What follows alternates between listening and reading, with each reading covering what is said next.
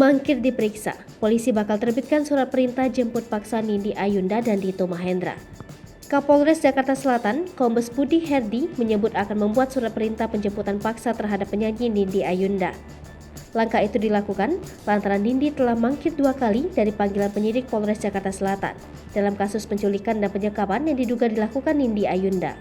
Namun, Budi Herdi tidak menyebutkan secara detail kapan penyidik Polres Jakarta Selatan akan menjemput paksa Nindi Ayunda dan kekasihnya Dito Mahendra.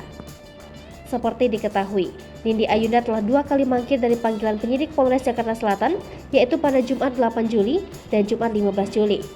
Begitu juga dengan Dito Mahendra mangkir dari panggilan penyidik Polres Jakarta Selatan pada Senin 11 Juli dan Jumat 15 Juli kemarin. Nindi Ayunda dilaporkan oleh Rini Diana ke Polres Jakarta Selatan pada 15 Februari 2021. Pada tanggal 15 Februari 2021, pelantun lagu Cuma Satu tersebut diduga telah menculik dan menyekap Sulaiman. Nindi dituduh telah menyekap Sulaiman selama 30 hari. Sulaiman mengatakan selama disekap dirinya dianiaya dalam kondisi matanya ditutup. Ia disekap karena dituduh memata-matai mantan majikannya itu. Sulaiman mengungkapkan saat itu ternyata ada 1 orang lainnya yang juga disekap Nindi Ayunda. Katanya, korban lainnya itu mengetahui siapa saja yang menganiaya dirinya. Sementara itu, kuasa hukum Sulaiman Fahmi Bahmid mengapresiasi ketegasan Polres Jakarta Selatan yang mengeluarkan surat perintah penjemputan paksa terhadap Nindi Ayunda dan Dito Mahendra. Menurutnya, perilaku Nindi dan Dito yang mengajukan panggilan penyidik polisi akan menjadi presiden buruk bagi penegakan hukum di Indonesia dan merusak citra dan wibawa polisi di mata masyarakat jika tidak menindak tegas pasangan kekasih tersebut.